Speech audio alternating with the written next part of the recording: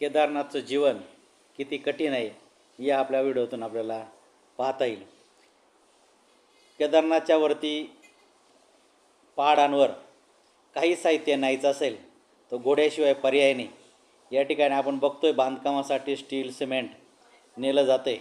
घोड्याच्या पाठीवर दोन्ही बाजूने स्टील बांधलेलं आहे, काही घोड्यावर सिमेंट आहे आणि ते वरती बांधकामासाठी चाललं आहे। केदारनाथला वरती प्रत्येक वस्तू ही घोड्यांवरून न्यावं लागते, त्यामुळे जसं जसं उंच जावं तसतसं वस्तूची किंमत ही कैक पटीने वाढत जाते। अगदी केदारनाथ मंदिराच्या परिसरामध्ये एक 20 रुपयाला भेटणारी बिस्लरीची बाटली 200 रुपयाला घ्यावी लागते।